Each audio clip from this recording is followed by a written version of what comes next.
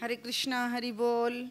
আজ আমরা যোগিনী একাদশী সম্পর্কে কথা বলবো। আষাঢ় মাসের কৃষ্ণপক্ষের একাদশী যোগিনী একাদশী। যোগিনী একাদশী কবে পালিত হবে? 21শে জুন নাকি 22শে জুন? এবং এর কি মাহাত্ম্য আছে? এই একাদশী পালন করলে কি ফল লাভ হবে? এই একাদশীর একটা বিশেষ মাহাত্ম্য রয়েছে।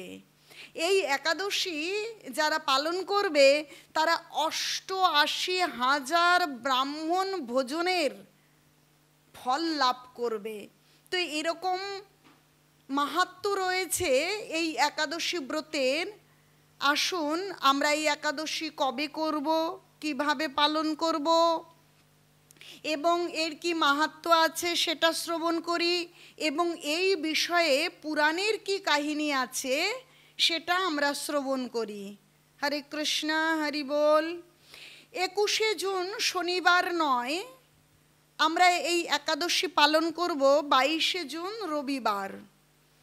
বাংলাদেশ, ভারতবর্ষ, নেপাল, ভুটান, এশিয়া মহাদেশের সমস্ত দেশগুলোতে 22শে জুন এবং অন্যান্য দেশেও বেশিরভাগ জায়গায় 22শে জুন এই একাদশী ব্রত পালন করতে হবে। আষাঢ়ের কৃষ্ণপক্ষের একাদশী, এই একাদশীর নাম হচ্ছে যোগিনী একাদশী। তো এই যোগিনী একাদশী নাম শুনলেই মনে হচ্ছে যে আমাদেরকে এই যোগিনী একাদশী যোগ করে দিতে পারেন ভগবানের সঙ্গে এবং ভগবানের ভক্তির সঙ্গে। আমাদের জীবনের শ্রেষ্ঠ সার্থকতা যদি আমাদের জীবন জীবিকা সমস্ত কিছুর সঙ্গে ভক্তি ভগবানের সঙ্গে যুক্ত হতে পারি। তো একাদশী তিথি সেই মহান ব্রত, যে ব্রত আমাদেরকে যুক্ত করে কৃষ্ণ ভাবনাময় হতে, কৃষ্ণ ভাবনামৃতের সঙ্গে, এবং ভগবান অনাদির আদি গোবিন্দ কৃষ্ণের সঙ্গে যুক্ত করে। তাই অবশ্য এই পালনীয় ব্রত সম্পর্কে আমরা আলোচনা করি। তাহলে 21শে জুন রবিবার আমরা একাদশী ব্রত পালন করব। একাদশী ব্রত পালনের আগের দিন সংকল্প করব, ভগবানের কাছে প্রার্থনা করে যে আগামী দিন যাতে আমরা সুন্দর করে একাদশী তিথি পালন করতে পারি। হে অনাদির আদি গোবিন্দ কৃষ্ণ, তুমি আমাকে কৃপা করো যেন আমি এই ব্রত পালন করতে পারি। এইভাবে সমর্পিত হয়ে প্রার্থনা করুন। এবং আগের দিন রাত্রে 12টার পূর্বেই অন্ন, ডাল, সবজি যা কিছু আহার করুন না কেন, আহার করে দন্তমাঞ্জন অর্থাৎ দাঁত মেজে পরিষ্কার পরিচ্ছন্ন হয়ে ঘুমোতে যান।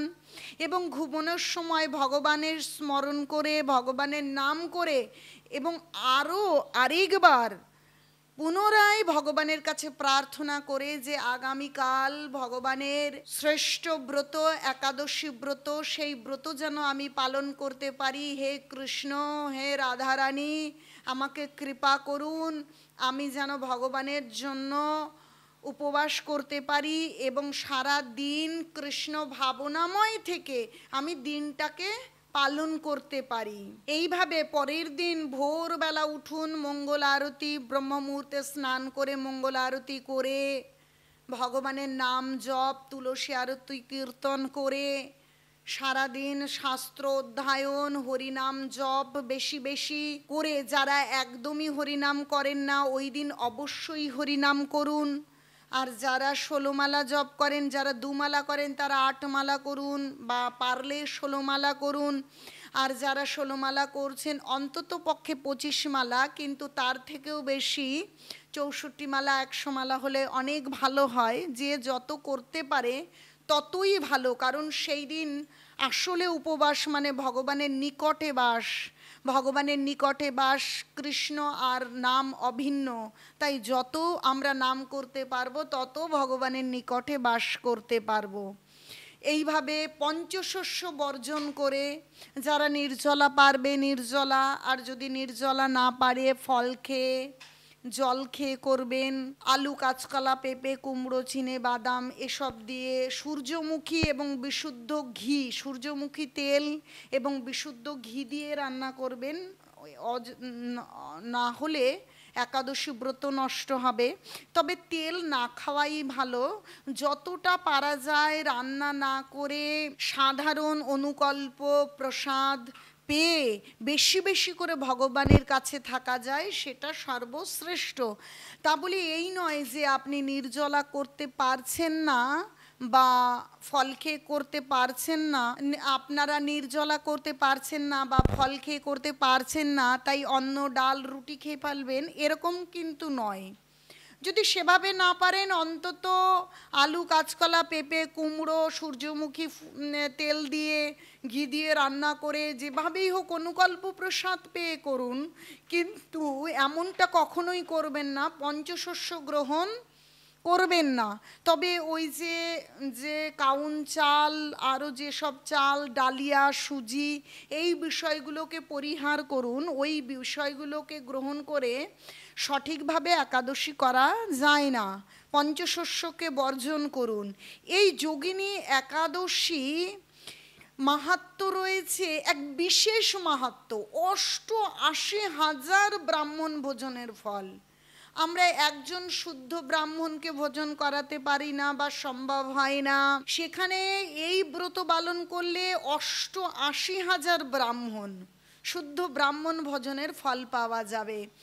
আর ব্রাহ্মণ ভোজন করলে ভগবান সন্তুষ্ট, কারণ ভগবান ব্রাহ্মণকে এবং গাভীকে রক্ষা করেন। তাই এই ব্রত অবশ্য পালনীয়। কিন্তু ২২ তারিখ অম্বুবাচী শুরু হচ্ছে, কিন্তু আপনারা কখনোই এটা চিন্তা করবেন না অম্বুবাচী বা আমাবতী শুরু হচ্ছে যে এই দিন কি আমরা একাদশী পালন করতে পারবো, এটা কি সম্ভব? না, আপনারা এটা চিন্তা করবেন না। যতই আমাবতী বা অম্বুবাচী শুরু হোক না কেন, অবশ্যই সেদিন একাদশী পালন করতে হবে পঞ্চশস্য বর্জন করে। আর ২২ তারিখ থেকে শুরু হচ্ছে অম্বুবাচী। এই অম্বুবাচীতে কি করবেন কি করবেন না, কি খাবেন, ভগবানের সিংহাসন ধরবেন কি ধরবেন না, পূজা করবেন কি করবেন না, জপ করবেন কি না, এই বিষয়ে আমি একাদশী মাহাত্ম্য বলার পরে আপনাদেরকে বলবো, আপনারা শ্রবণ করবেন। তো আসুন আমরা এই মাহাত্ম্য শ্রবণ করার দিকে এগিয়ে যাই। আগে জেনে নিই, ভারত, বাংলাদেশ, নেপাল, চীন, ভুটান, এশিয়া সহ এশিয়ার সব দেশে ২২শে জুন পালন করতে হবে। আর পালনের সময় পরের দিন বাংলাদেশে ৫টা ১৮ থেকে ৯টা ৩২, আর ভারতবর্ষে ৪টে ৫৩ থেকে ৯টা ২০। কিন্তু আপনাদের আজকে একটা বিশেষ কথা বলবো, সেটা হচ্ছে ৪টে ৫৩ থেকে ৯টা ২০, ৯টা ৩২, এই যে টাইমটা এক্স্যাক্ট যখন পালনের টাইমটা শেষ হচ্ছে সেই সময়টাকে না ধরে, বা যে সময়টা শুরু হচ্ছে সেই সময়টাকে না ধরে আমরা মধ্যবর্তী সময়টা যদি নির্বাচন করি তাহলে সব থেকে ভালো হয়, অতি উত্তম হয়। তাই দেখুন, মোটামুটি ৫টা থেকে ৯:৩০ পর্যন্ত বা ৯টা ২০ যদি হয়, তাহলে আমরা ৭টা থেকে ৮:৩০ বা ৯টায় এই যে মধ্যবর্তী সময়টা যদি পালন করে নিই, কিন্তু পালন করতে গিয়ে আপনারা অবশ্যই স্নান করে ভগবানের অর্চন করে ভগবানকে ভোগ লাগিয়ে ভগবানের নিবেদিত পঞ্চশস্য গ্রহণ করে আপনারা পালন করুন। হরে কৃষ্ণ, হরি বল। আসুন আমরা এই মাহাত্ম্য এবং পৌরাণিক কাহিনী কি আছে সেটা শ্রবণ করি। ব্রহ্মবৈবর্ত পুরাণে আষাঢ় মাসের কৃষ্ণপক্ষের একাদশী ব্রত মাহাত্ম্য যুধিষ্ঠির শ্রীকৃষ্ণ সংবাদরূপে বর্ণিত আছে। ব্রহ্মবৈবর্ত পুরাণে যুধিষ্ঠির বললেন, হে বাসুদেব, আষাঢ় মাসের কৃষ্ণপক্ষিয়া একাদশী মাহাত্ম্য কৃপাপূর্বক আমাকে বলুন। শ্রীকৃষ্ণ বললেন, হে মহারাজ, সকল পাপ বিনাশিনী ও মুক্তিপ্রদ এই উত্তম ব্রতের কথা বলছি। আপনি শ্রবণ করুন। আষাঢ় মাসের কৃষ্ণপক্ষিয়া একাদশী যোগিনী একাদশী নামে খ্যাত। মহাপাপ নাশকারী এই তিথি ভবসাগরে পতিত মানুষের উদ্ধার লাভের একমাত্র নৌকা স্বরূপ। ব্রত পালনকারীদের পক্ষে এটি সর্বশ্রেষ্ঠ ব্রত বলে প্রসিদ্ধ। এই প্রসঙ্গে আপনাকে একটি পবিত্র পৌরাণিক কাহিনী বলছি। এই বলে কৃষ্ণ শুরু করলেন সেই কাহিনী বলতে। অলোকানগরে শিবভক্ত পরায়ণ কুবের নামে এক রাজা ছিলেন। তিনি প্রত্যহ শিব পূজা করতেন। তার হেমমালী নামে একজন মালী ছিল। প্রতিদিন শিব পূজার জন্য মানস সরোবর থেকে সে ফুল তুলে যক্ষরাজ কুবেরকে দিত। বিশালাক্ষী নামে হেমমালীর এক পরমা রূপবতী পত্নী ছিল। সে তার সুন্দরী পত্নীর প্রতি অত্যন্ত আসক্ত ছিল। একদিন সে তার স্ত্রীর প্রতি কামাসক্ত হয়ে পড়ল। রাজভবনে যাওয়ার কথাও ভুলে গেল। বেলা 2 প্রহর অতীত হলো। অর্চনের সময় চলে যাচ্ছে দেখে রাজা ক্রুদ্ধ হলেন।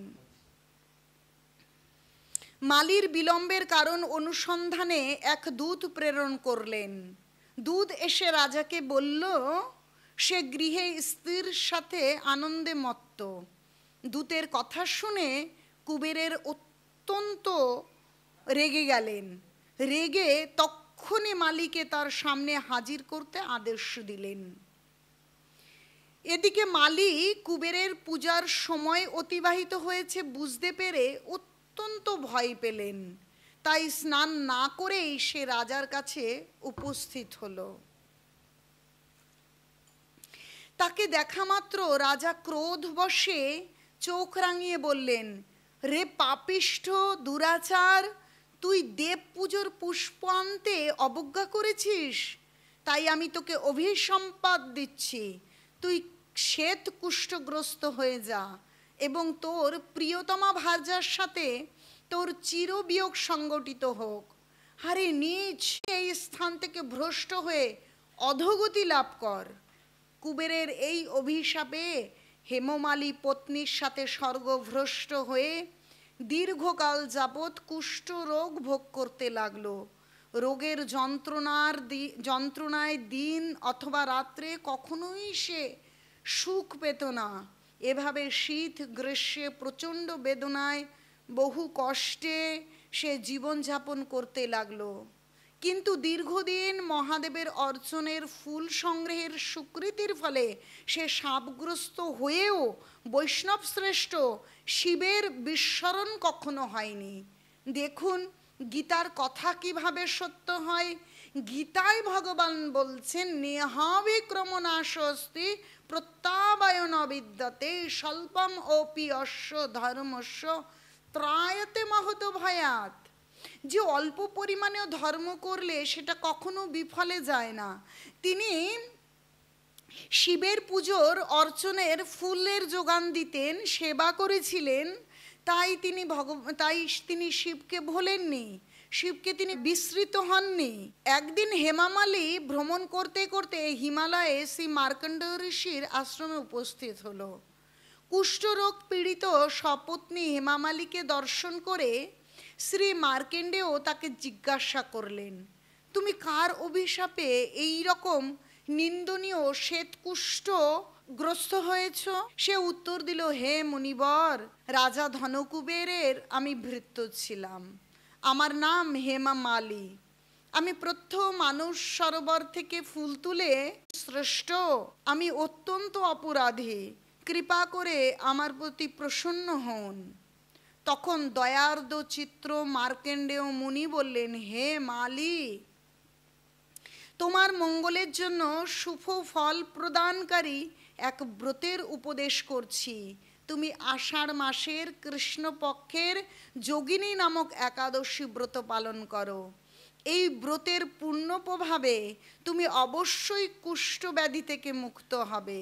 শ্রীকৃষ্ণ বললেন, ঋষির উপদেশ শ্রবণ করে হেমমালী তাকে প্রণাম জানালো।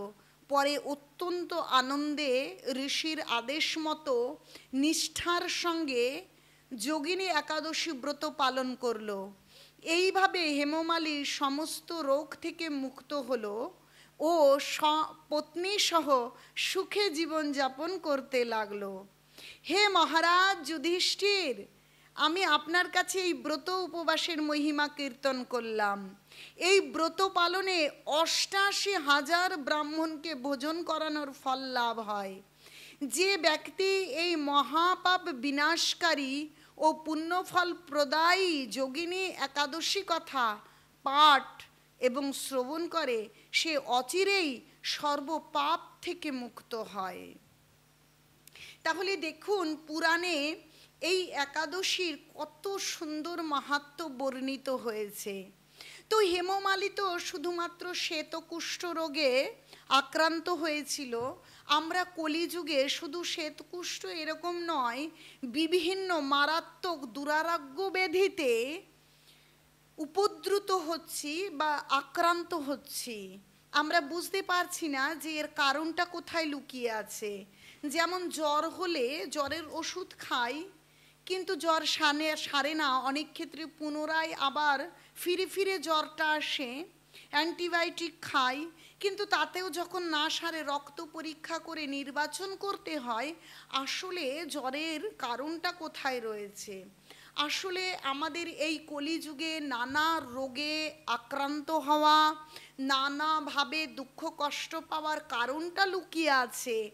আমরা কৃষ্ণ ভক্তি বহির্ভূত হয়ে আমরা সুখী হতে চেষ্টা করছি এবং বিভিন্ন রোগের দ্বারা আক্রান্ত হচ্ছি।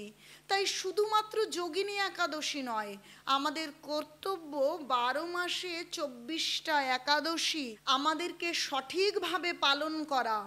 এই দুঃখ যে ত্রিতাপ ক্লেশে আমরা ভুগছি, সেই জায়গা থেকে আমাদেরকে জয়ী হতে হবে, মুক্ত হতে হবে। সেই জন্য সমস্ত একাদশীগুলো আমাদেরকে ভালো করে পালন করতে হবে এবং কৃষ্ণ ভাবনাময় হয়ে কৃষ্ণ ভক্তি যাজন করতে হবে। শুধু ওপরে ওপরে লোক দেখানো ভক্তি নয়, আন্তরিকভাবে। সেটা যে ধরেই আমরা প্রথমেই করতে পারবো তা নয়। যখন আমরা কৃষ্ণ ভক্তি করতে শুরু করব, নানা প্রতিকূলতা, যেমন একটা ছোট্ট বাচ্চা যখন প্রথম হাঁটতে শেখে অনেক হোঁচট খায়, কিন্তু তা বলে কি সে হাঁটতে পারবার প্রয়াস থেকে নিজেকে সরিয়ে রাখে? নিশ্চয়ই তা নয়। তেমনি আমরা ভক্তি জীবনে প্রবেশ করতে গিয়ে অনেক বাধা, একটা কঠিন, কারণ প্রথমে তো মধুর লাগবে না। নিম পাতা যেমন তিতো লাগে তেমনি তিতো লাগবে, কিন্তু নিম পাতা পাওয়ার পর আমাদের জিহ্বায় স্বাদ চলে আসে। তাই জীবনের প্রকৃত আস্বাদন পেতে চাইলে আমাদেরকে ভক্তি জীবন পালন করতে হবে, ভক্তি যাজন করতে হবে। আর সেই ভক্তি যাজন করতে গেলে প্রথম সিঁড়ি হচ্ছে একাদশী ব্রত পালন করা। তাই যত প্রতিকূলতা আসুক, আপনারা একাদশী তিথি পালন করুন, ভগবানের নাম জপ করুন। যতই বাধা আসুক, পিছলে পড়ুন না কেন, তবু দৃঢ়তার সঙ্গে, যে যতই কলুষতা আসুক, যতই পিছলে পড়ি, তবুও আমাদেরকে ভগবানের নাম করতে হবে। নাম করতে করতে একটা সময় সমস্ত কলুষতা পিছনে গিয়ে এক নির্মল পবিত্র ভজন আনন্দ আমরা উপভোগ করব এবং ভগবানের ধামে চলে যাব। কারণ পুণ্য সঞ্চয় করলে স্বর্গপ্রাপ্তি হয়, কিন্তু স্বর্গ থেকেও হেমমালী দেখুন কুষ্ঠ রোগে আক্রান্ত হয়েছে এবং সেখান থেকে বিতাড়িত হয়েছে। তাই এই যে কাহিনীগুলো, এখান থেকে আমাদের শিক্ষা নেওয়া প্রয়োজন আছে যে পুণ্য সঞ্চয় করে স্বর্গে আমরা যেতে চাইব না, আমরা চাইব কৃষ্ণ ভক্তি যাজন করে ভগবানের চিন্ময় ধাম, যেখানে গেলে আর কখনো এভাবে বিতাড়িত হতে হবে না। যে সেই জন্য আমাদেরকে ভক্তি জীবন পালন করতে হবে এবং ভগবানের চিন্ময় চরণ প্রার্থনা করে সেই চরণের সেবাদাসী হতে হবে।